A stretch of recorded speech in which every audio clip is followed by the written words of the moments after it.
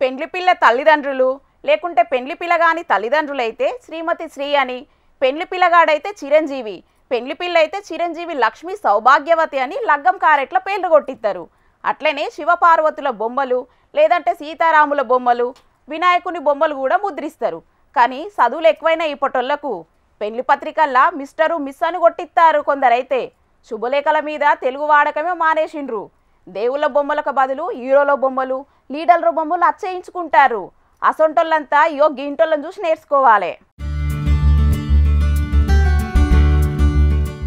పెండ్లి కారెట్ల ముచ్చట్లు చెప్పి సుందరాకాండము, గాయత్రి రామాయణ పుస్తకాలు సూంచుతారేంది అని అనుకునేరోళ్ళు అగో లోపల చూడుండ్రి, అవి పెండ్లి పత్రికలే. కోటవారి పరిణయ ఆహ్వానము. వారెవ్వా, పెండ్లి కారెట్లు ముద్రించుట్ల కూడా లేనిపోని సోకులు వాడే జనాలున్న ఈ కాలంలా ఎంత భక్తి కొద్దీ శుభలేఖలు అచ్చేయించిండ్రు చూడుండ్రి. సుందరాకాండము పుస్తకం పేరు మీద ఓ పెండ్లి పత్రిక, గాయత్రి రామాయణము పేరు మీద ఇంకో పెండ్లి పత్రిక. చూసేటందుకు ఎంత గొప్పగున్నదో గదా. కోట నాగరాణి రాజులు అనే దంపతుల కొడుకు పెండ్లి కారట్లు గివే. ఆగస్టు 6 తారీఖట లగ్గం. అగో ఆ శుభలేఖలు పట్టుకున్నాయనే ఇంటి పెద్ద. ఇంటింటికి తిరిగి పెండ్లి పత్రికలు వంచుతుంటే కారట్లు అందుకున్నోళ్ళ ఆనందం చూడాలిగా. పత్రికతో పాటు సుందరకాండ ఇవ్వడం చాలా సంతోషదాయకము. ప్లస్ ఇది మేము మా పిల్లలకు దీని గురించి చెబుతూ మేము కూడా చదువుకుంటూ మా పత్రికతో పాటు దీన్ని చదువుకుంటూ మా పిల్లలకు నేర్పి ఈ భవిష్యత్తులో ముందు ముందు మా పిల్లల పెళ్ళిళ్ళప్పుడు కూడా మేము ఏదో కొత్త రకంగా ఇయ్యడానికి ప్రయత్నం అయితే చేస్తాం. ఎంత మంచి ముచ్చటో గదా. ఇక ఒక్క కొడుకు పెండ్లికే కాదొల్లో, 2 ఏళ్ల కిందట బిడ్డ లగ్గమైనప్పుడు సుతాం గిదే రీతిలా పెండ్లి పత్రికలను భగవద్గీత పుస్తకం రూపంలో అచ్చేయించిండట. ఫస్ట్ బిడ్డ పెళ్లి చేసినప్పుడు భగవద్గీత బుక్ ఇచ్చారు. దాని ద్వారా పబ్లిక్ అవగాహన అందరికీ వచ్చింది. ఇప్పుడు రామాయణం బుక్ చేంజ్ చేయడం వల్ల కొడుకు పెళ్లి కూడా అదే విధంగా ఇస్తారు. అందరికీ మన హిందుత్వం పెరగాలని పెంచుకోవడానికి బాగా కృషితోని అందరికి ఇవ్వడం జరుగుతుంది. ఇన్నరా శుభలేఖలు అందుకున్నోళ్ళు ఎంత మెచ్చుకుంటున్నారో. ఇంతకీ లగ్గం కారెట్లు గీ తీరుగా కొట్టియాలని ఎందుకు దల్చిండో తెలిసినా కాక, అందరి లెక్కనే శుభలేఖలు వంచితే ఇయ్యాలుంటే రేపు పోతాయి. అదే గిట్ల భక్తి పుస్తకంలా అచ్చేయించితే కలకాలం గుర్తుగా దాసుకుంటారు. పిల్లలు పెద్దలు నేర్చుకుంటారు. అందుకే ఇసొంటి ఇగ్రం చేసిండట. గొప్ప ఆలోచనే. అన్నట్టు ఈ కాకొలది ఎక్కడో చెప్పలేదు గదా. కామారెడ్డి జిల్లా పిట్లం మండల కేంద్రం. కాని ఆహ్వాన పత్రికలల్లా బంగారం బిల్లలు, వెండి బిల్లలు పెట్టి గొప్పలకు పోయేటోళ్ళున్న ఈ కాలంలా బంగారం అసొంటి మన సంస్కృతి సాంప్రదాయాలను నలుగురికి వంచుతున్న ఈ కాక ప్రయత్నం మెచ్చుకోదగదేనోల్లో. అసలే ఈ కాలం పిల్లలకు ఏం నేర్పుతలేరు అవ్వయ్యలు. ఇట్లనన్నా రామాయణం భగవద్గీత నేర్చుకుంటే అంతకంటే సంతోషమేమున్నది. చూస్తాండ్రు గదా పబ్లిక్. ఉడత భక్తిగా మీరు సుతం ఇట్లా మన సంస్కృతి సాంప్రదాయాలు కాపాడేటందుకు ఏదన్నా మంచి ఉపాయం చేయండ్రి. ఏమంటున్నాం, సరేనా?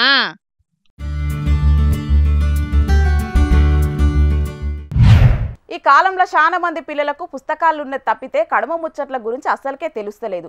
బువ్వ ఎట్లా తయారైతుందంటే హోటల్లో తయారైతుంది, స్విగ్గీ జొమాటోలో ఆర్డర్ పెట్టుకుంటే ఇంటికి వస్తుంది అన్నట్టే చెప్తున్నారు. గందుకే గీ బడిసాలరు గిసొంటి ఉపాయం చేసిండ్రు. మనం రోజు స్కూల్లో పాఠాలు చదువుకుంటాం కదా, ఆ పాఠాలతో పాటు మనం ఫీల్డ్ మీదకి వచ్చినాం. ఈ రోజు దీన్ని ఏమంటామంటే మడి అంటాం. ఏమంటాం? మడి. ఇది వరం, ఒడ్డు లేదా గట్టు అని అంటారు. అంటే ఈ చుట్టూ నీళ్లు పోకుండా ఇలా నిల్వ ఉండడానికి పెట్టారు. దీన్ని ఏమంటాం మనము? తుకం, నారు అంటాం. ఫస్ట్ మనం ఒడ్లు తీసుకొని వచ్చి ఒక దగ్గర పోస్తే ఇప్పుడు వాళ్ళందరూ పీకుతున్నారు కదా, ఆ పీకే నారు తీసుకొచ్చి ఇలా నాటేస్తారు.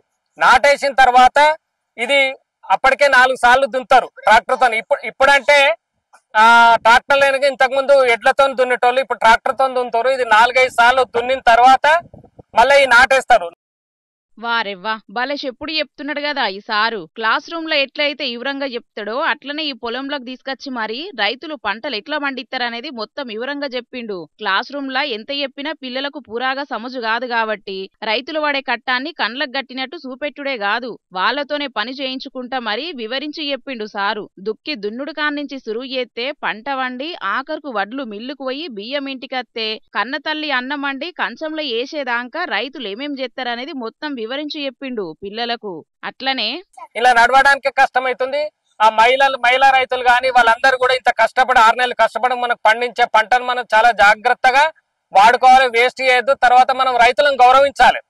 ఫస్ట్ ఏంటంటే రైతు ఎంత కష్టపడుతురు కదా, వాళ్ళకు వాన ఎండ నీడ ఏది ఉండదు, బాగా కష్టపడి పండిస్తే పంట వస్తుంది. కాబట్టి మనం రైతులను గౌరవించాలి, రైతులను కాపాడుకోవాల్సిన అవసరం అవుతుంది. సూపర్ సారు, మీరు చాలా బ్రహ్మాండంగా చెప్పిండ్రు. పిల్లలకు ప్రతి ఒక్కరికి రైతుల కష్టమేంది, వాళ్ళు పడుతున్న బాధలేంది, ఎంత తిప్పలు పడితే పంట వండుతుంది అనేది చిన్నప్పుడే పిల్లలకు తెలిస్తే అన్నం వేస్ట్ చెయ్యరు. అట్లనే రైతులను కూడా గౌరవంగా చూస్తారని మీరు గొప్ప పనే ముంగటేసుకున్నందుకు మిమ్మల్ని ఎంత తారీఫ్ చేసినా తక్కువనే అవుతుంది సారు. సిద్దిపేట జిల్లా వర్గల్ మండలం తునికి కల్సా సర్కార్ బడి విద్యార్థులను అక్కడి సార్లు ప్రాజెక్టు వర్క్ పేరు మీద ఇట్లా పొలంలోకి తీసుకుపోయి పని చేయించిండ్రు. ఇక ఆఖరుకు విద్యార్థులతోని గిట్ల ప్రతిజ్ఞ కూడా చేపించిండ్రు.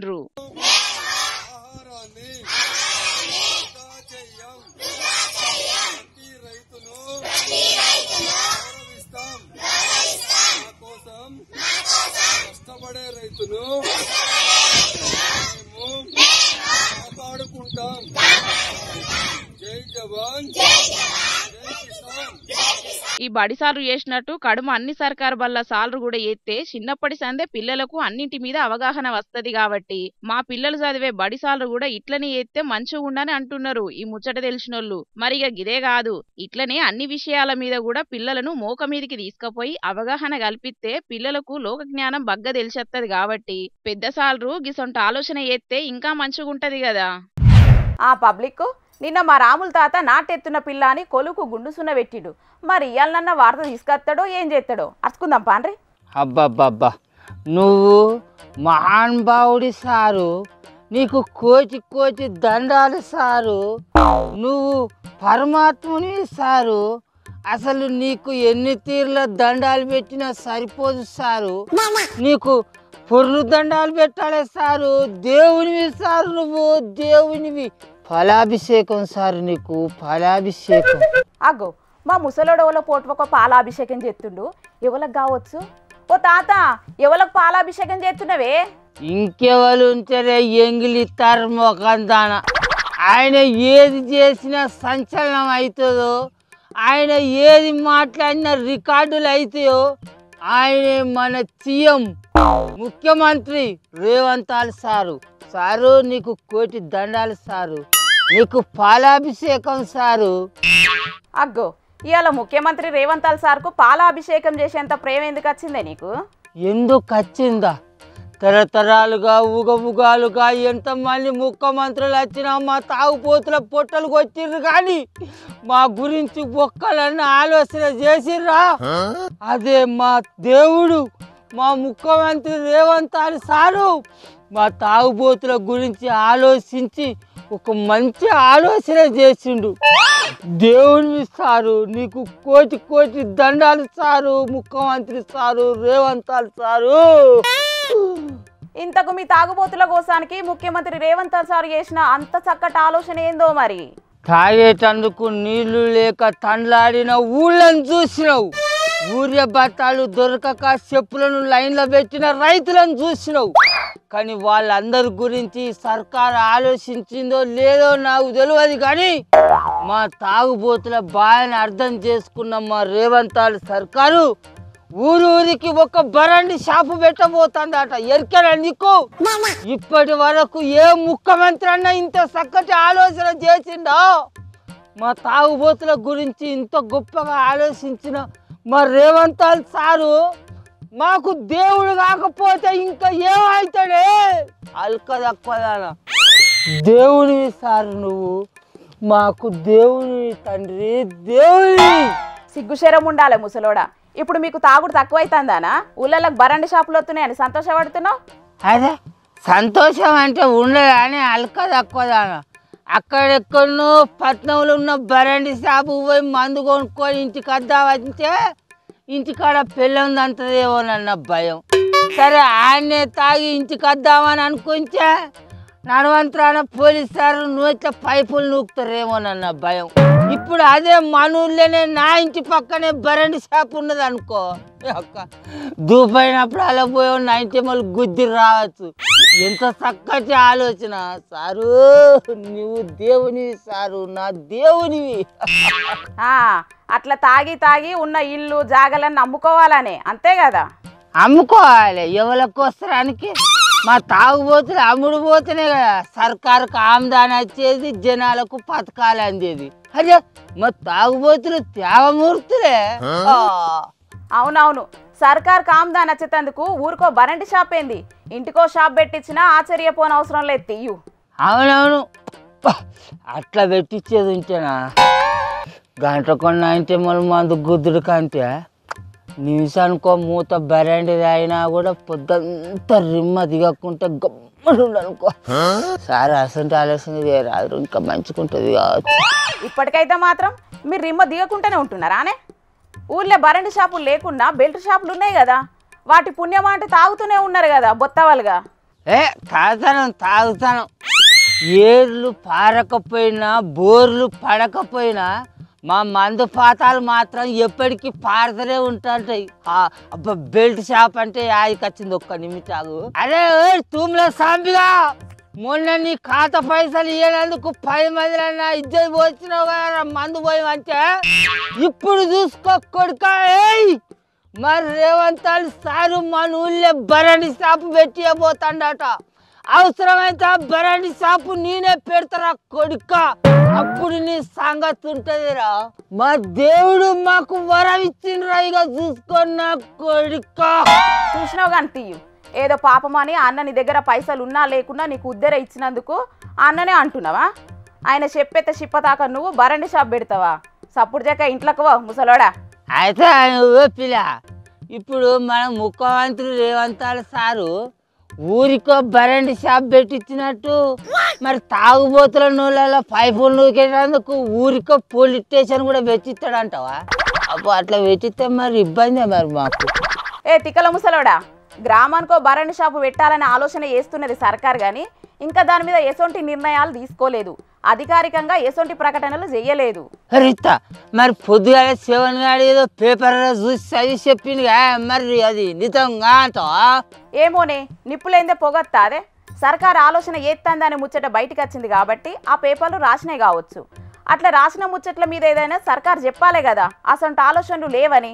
అంటే సర్కారు ఏదో ఒకటి చెప్తలేదంటే ఆలోచన చేస్తుంది అన్నట్టు. దేవుడా, మా పేదల కోసం నువ్వు ఇండ్లు కట్టియకున్నా మంచిదే, ఊళ్ళల్లో జనాలు తాగేటందుకు నీళ్లు ఇవ్వకున్నా మంచిదే, రైతులకు ఎరువులు ఇవ్వకున్నా మంచిదే, చదువుకున్న పిల్లగాళ్లకు కొలువులు వేయకున్నా మంచిదే, గాని మా తాగుబోతుల కోసరానికి ఊరూర బరండి చేపలు మాత్రం పెట్టి తండ్రి మేము ఆస్తులు అమ్ముకోనైనా మా తనువులను చంపుకోనైనా తాగి సర్కారుకు ఆమ్దాన్ని తీసుకొస్తాం స్వామి. ఇది మా తాగుబోతులు అందరి తరపున నేను చేస్తున్న వాగ్దానం, ఇది నా ఆలా. తాత, నీకు పిచ్చి బాగా పీకులకు పోయినట్టున్నది, ఇక నువ్వు నా మాట వినేటట్టు లేవు కానీ చేసుకో, పాలాభిషేకాలు చేసుకో, పూజలు చేసుకో. సారు, నా ముసల్దానికి గృహలక్ష్మి పథకం కింద నెలకు మీరు ఇస్తా అన్న 2500 రూపాయల మందం నేను మందు తాగుతా సారు. మా ఊళ్ళో బరండి షాపు పెట్టుర్రి, నాకు మీరు నెల ఇస్తా అన్న 4000 రూపాయల పింఛను మందం నేను తాగుతా సారు. మా ఊళ్ళో బరండి షాపు పెట్టుర్రి సారు. మా రైతులకు మీరు ఇస్తున్న పంట సాయం రైతు భరోసా మందం నేను మా ఊళ్ళో జనాలతోటి మందు తాగిపిస్తా సారు. మా ఊళ్ళో బరండి షాపు పెట్టుర్రి. పెళ్లి చేసుకోబోతున్న ఆడపిల్ల వాళ్ళకు మీరు ఇస్తా అన్న తులం బంగారం కోసరానికి నేను తాగుతా సారు. మా ఊళ్ళో బరండి షాపు పెట్టుర్రి. మీరు ఇస్తా అన్న 6 గ్యారంటీల కోసరానికి నేను అమ్ముడు పోయినా మంచిదే సారు, నేను మందు తాగుతా సారు. మా ఊళ్ళో బరండి షాపు పెట్టుర్రి. మా ఊరోళ్ళు అందరినీ తాగుబోతులుగా మార్చిస్తారు. మా ఊళ్ళో బరండి షాపు పెట్టుర్రి. సర్కారే ఊరూరికి మందు దుకాన్లు పెడుతుందన్న వార్తలు ఇనత్తన్నాయని ఎవరో చెప్పంగానే మా ముసలోడు ఎట్లా ఖుషి అవుతున్నాడో చూస్తున్నారా అనుల్లా? మరి ఇది ఎంతవరకు నిజమో ఏం కథనో తెలియదు కానీ ఒకవేళ నిజంగానే గట్ల మందు దుకాన్లు షాల్ చేస్తే మాత్రం మందుబాబులు ఆగుతారా? ఇక వాళ్ళ సంపాదన మొత్తం మందు దుకాన్ల పాలు చేస్తారు కాబట్టి ఇసొంటి నిర్ణయం మాత్రం చేయొద్దని అంటున్నారు కొంతమంది మహిళలు. ఇవాళ కూడా మీకోసం కొన్ని లిల్లిపుట్టు వార్తలు పట్టుకొచ్చినాం, అవి సుతం చూసేయండి.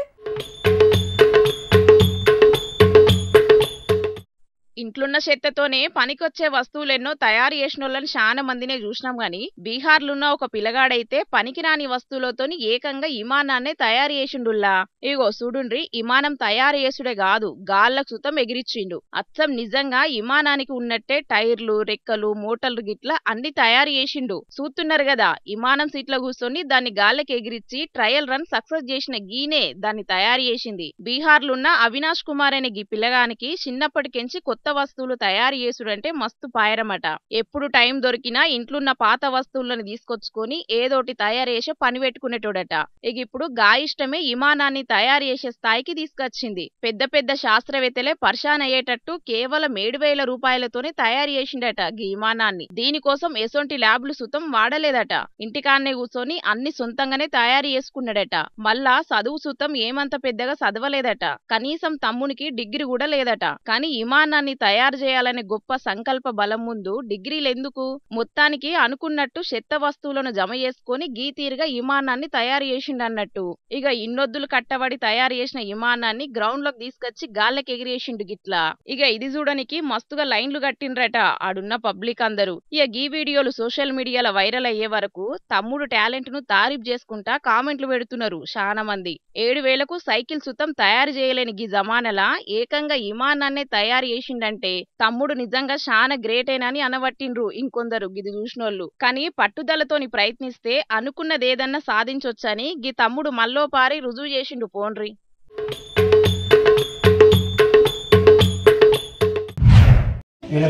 जी अभी 11 लिखिए आप।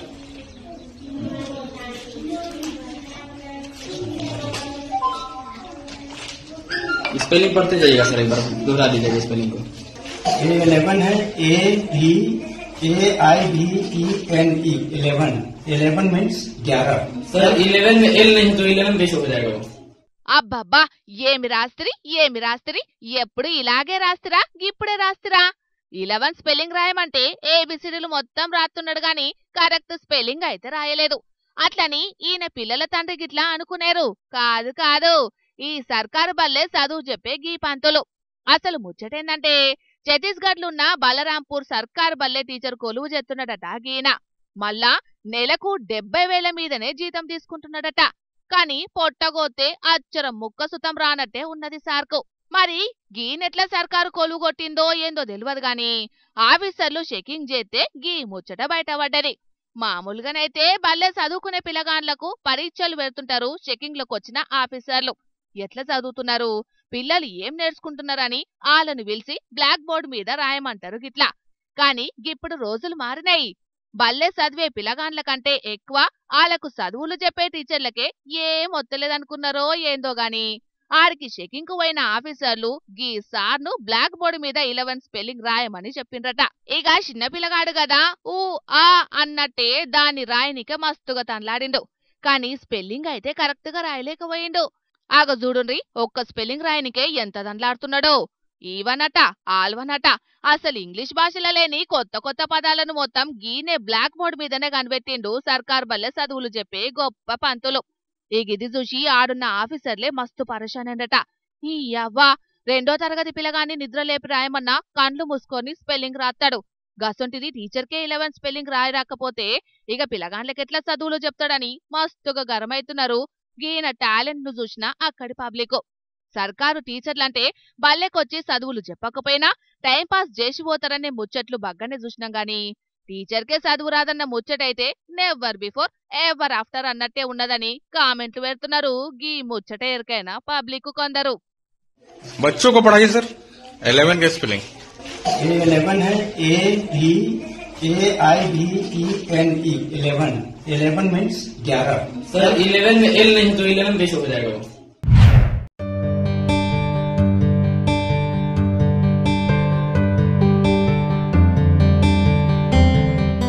కొన్ని సార్లు మనం చెప్పేదానికంటే ఎక్కువ విషయం చూయిస్తేనే తెలిసిపోతుందని అంటుంటారు కదా.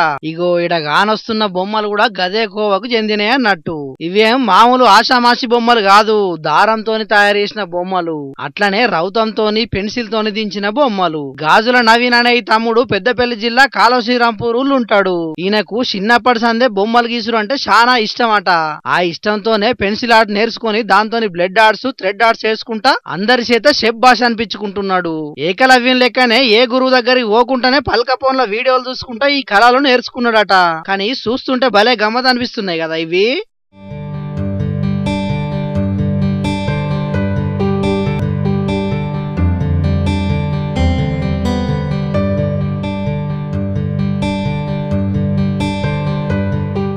చెక్క బోర్డుకు మొలలు కొట్టి అవిటికి దారం చుట్టి ఇవ్వలే అంటే అలా బొమ్మలు దించుతారట ఈ తమ్ముడు.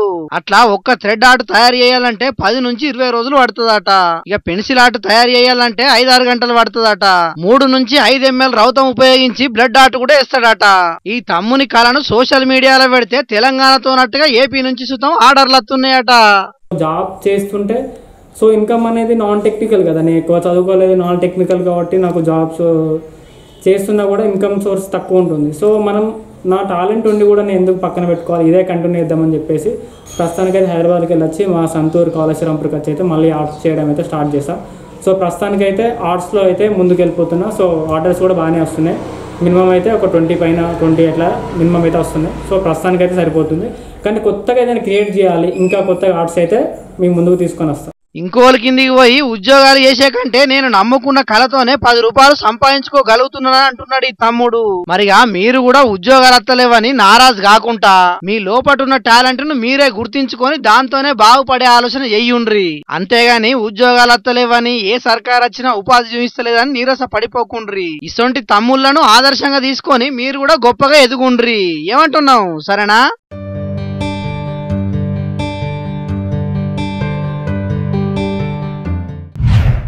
ఇక తెచ్చిన వార్తలన్నీ అయిపోయినాయి. ఇవుల్లా ఇవాళ జోర్దార్ వార్తలు. మళ్ళొచ్చే జోర్దార్లో మళ్ళా కలుద్దాం. అప్పటిదాకా చూస్తూనే ఉండుండ్రి హెచ్ఎం టీవీ. అట్లనే ఇంకిన్ని మంచి మంచి వార్తల కోసం హెచ్ఎం టీవీ యూట్యూబ్ ఛానల్ని సబ్స్క్రైబ్ చేసుకోండి. ఇసొంటి ముచ్చట్లు ఆడ మస్తుంటాయి.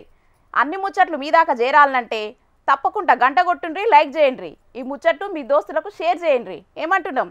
సరే మరి, టాటా.